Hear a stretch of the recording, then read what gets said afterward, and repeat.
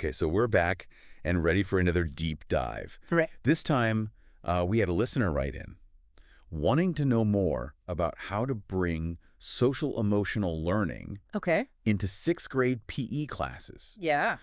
which is a really fascinating topic, I think. Absolutely. And, thankfully, we've got some good sources here Yeah. that have some tips and examples specifically for that age group. Great.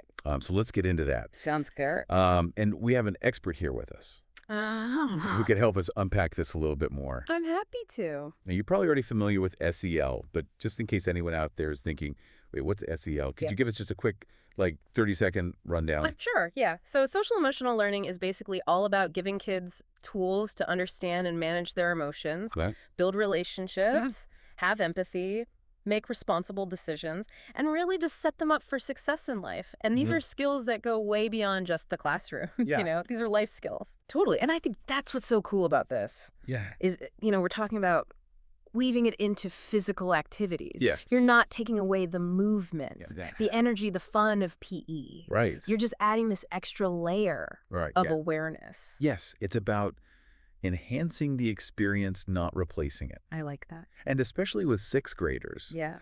they are really at that stage where they're figuring out who they are, how they fit in, Right. all these complex social dynamics. SEL gives them this framework for making sense of it all. Yeah, totally. Okay, so let's get into some of these tips that we have. One that I saw in the source material that really stood out to me Okay. was team talk time. Oh, Can you explain what that is? so picture this. Okay. You've got your students about to do a relay race, Mm-hmm. but before they actually start running, Okay. the teams take a few minutes to huddle. And they're not just talking about, who's going to run when or what their strategy is. They're talking about Yeah. how they can support and encourage each other. It's about setting this positive, collaborative tone I like that. From the get-go. Yeah, and I bet you that carries over into the race. Oh, absolutely. It's not just about winning. It's about working together, Exactly. cheering each other on. That sense of camaraderie, Yeah. shared responsibility, which is so important for this age. Yeah, totally. Yeah. And speaking of teamwork, the trust walk activity. Oh, yeah. That sounds amazing. Blindfolded, having to rely on a partner to Right. guide you through this obstacle course. That's a really powerful experience. That's powerful stuff. It is. And I think, for sixth graders, Yeah. at that age where trust and feeling connected to your peers Mm-hmm. is like everything. Totally. This is a chance to actually practice that. It's not just a game. Yeah. It's building those bonds and Yeah. practicing those skills in a safe environment. Exactly. Yeah. And, and what I think is interesting is, the trust walk is obviously about, Yeah. relationship skills. Mhm. But you could also use that activity. To talk about self-awareness, like how did it feel to be the guide? Exactly. How did it feel to be guided? Yes. What were your strengths and weaknesses in each role? You're bringing in that reflective element, which Yeah. is so key Yeah. for helping them connect it back to themselves. Yeah. Okay, so we've got teamwork. We've got trust. What about empathy? Ooh. That can be a tough one. Yeah, that's a tough The one. middle schoolers. Not sure. But one of the tips I saw in here was suggesting rotating roles in a soccer game Oh, I love that. so everyone gets a chance to play goalie. Defense, offense. Yes. And so, instead of just focusing on your own position, Yeah.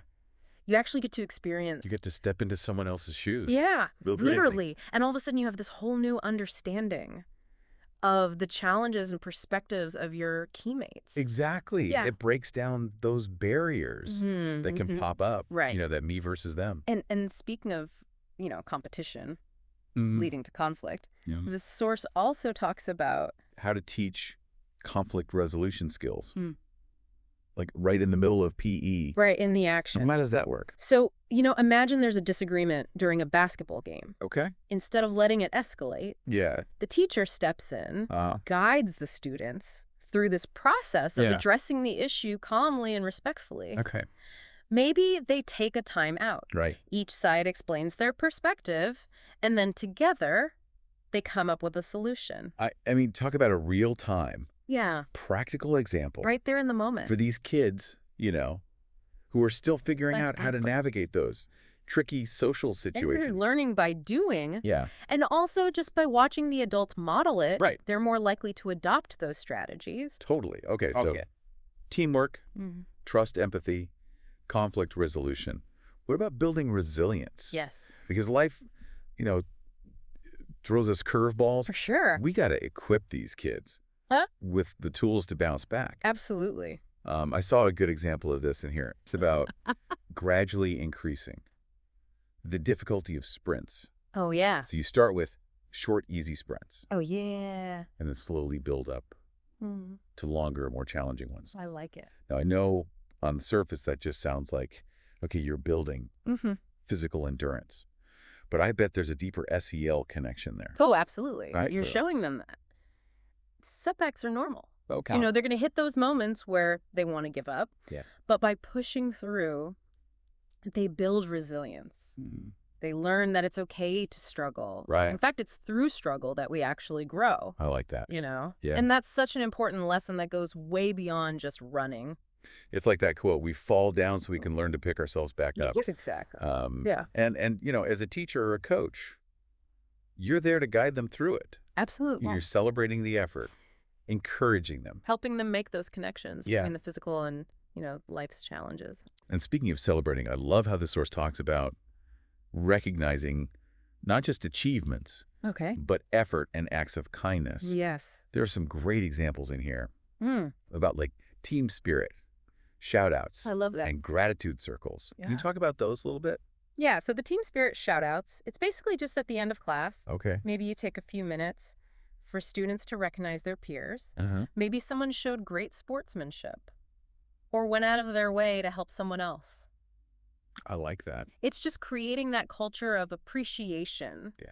positive reinforcement. And what about gratitude circles? So gratitude circles. Yep. You know, everyone stands in a circle. Each Right. person takes a turn sharing something they're grateful for. Yeah. It could be related to PE. Yeah. You know, like, I'm grateful for my P-mate who helped me up when I fell. Or it could be completely unrelated, like, Right. I'm grateful for the sunshine today. I love it. It really shifts the focus from competition to appreciation and reminds everyone there's always something to be thankful for. Totally. One other tip I saw in here was about guided peer mentorship. Oh. Can you give me an example of that? Yeah, so say you're working on jumping techniques. Okay. You could pair a student who's really confident with a Right. student who's struggling. The confident jumper becomes the mentor Yeah. and offers support, encouragement, guidance. But they're learning from each other.